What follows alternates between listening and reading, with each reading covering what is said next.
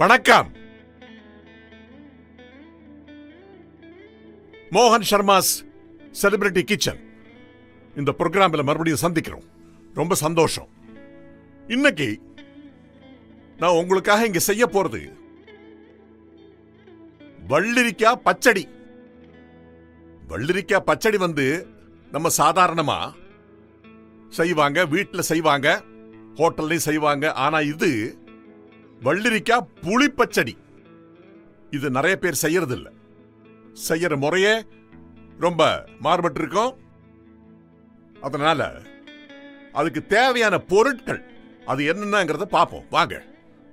இந்த பாருங்க, இது வள்ளிரிக்காய். இந்த வள்ளிரிக்காய நல்லா சுத்தம் பண்ணி மேல இருக்கிற இந்த தோல் இருக்கு பாருங்க, அதை எடுத்து சின்ன சின்ன பீசஸா நம்ம கட் பண்ணி வச்சிருக்கோம். பாருங்க, இது புளித்தண்ணி சுத்தம் பண்ணி வடிகட்டி அதுல இருக்கிற கல்லு மண்ணு எல்லாம் எடுத்து சுத்தம் பண்ணி ஒரு கப்பில் வச்சிருக்கோம். தேங்காய் ஒரு கப்பில் வச்சிருக்கோம். பச்சை மிளகாய், கடுகு, இந்த 3 ஐட்டம் இருக்கு பாருங்க. அதை மிக்சியில நம்ம ஒரு தேங்காய் பேஸ்டா பண்ணி வச்சிருக்கோம்.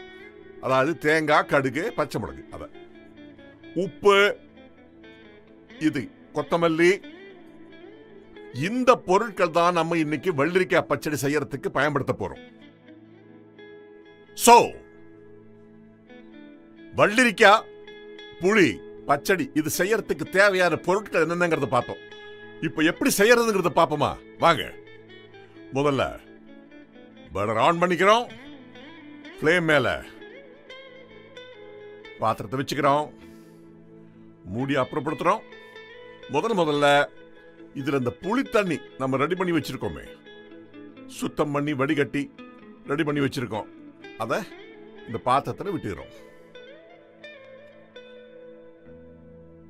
இந்த புளி தண்ணி சூடாகிற நேரத்துல இந்த வள்ளிரிக்காய் அத இதுல போட்டுக்கிறோம்.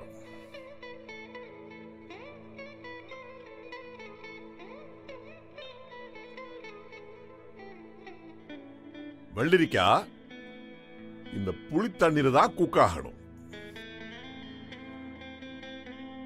இந்த நேரத்தில் நம்ம செய்ய வேண்டியது இந்த தேங்காய் பேஸ்ட்.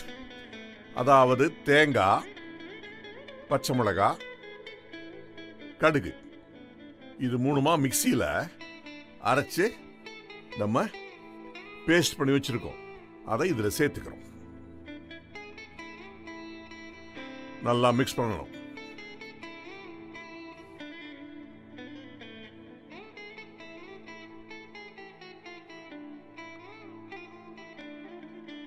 இந்த கடுகு அரைக்கிறோம் பாருங்க, அது இதுக்கு கொடுக்கிற ஒரு ஒரு ஒரு ஃப்ளேவர், அது ஒரு தனி ஃப்ளேவர். இப்போ உப்பு சேர்த்துக்கிறோம் டேஸ்டுக்காக.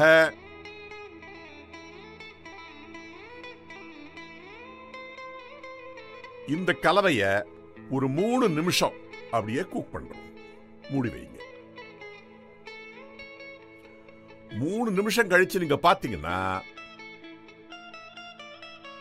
பாருங்க, நல்லா கொதிச்சிட்டு இருக்கு. ஓகே, இப்போ நம்ம செய்ய வேண்டியது, இப்போ இந்த ஃப்ளேமை அப்படியே ஆஃப் பண்ணிக்கிறோம். இத மூடி அப்படியே பக்கத்துல வச்சுக்கிறோம். இப்போ இதுல தாளிக்கணும். ஓகேயா? ஃப்ளேம் மறுபடியும் ஆன் பண்றோம். பேன் வைக்கிறோம். இந்த பேன்ல முதல்ல கொஞ்சமா குக்கிங் ஆயில் விட்டுக்கிறோம். இந்த எண்ணெய் சூடாகிற நேரத்துல இதுல கடுகு அத இதுல போட்டுக்கிறோம். இந்த கடுகு போட்டு 5 to 10 செகண்டுக்குள்ளேயே கடுகு அது வெடிக்க ஆரம்பிச்சிடும். ஓகே, பாருங்க. இப்போ பாருங்க, கடுகு நல்லா வெடிக்குது. இப்போ நம்ம ரெடி ஆயிட்டோம் தாளிக்கிறதுக்கு. ஃப்ளேமை ஆஃப் பண்றோம். ஃப்ளேமை ஆஃப் பண்ணி அப்படியே இதை இந்த பச்சடியில் அப்படியே தாளிச்சுக்கிறோம். நல்லா மிக்ஸ் பண்ணுங்க.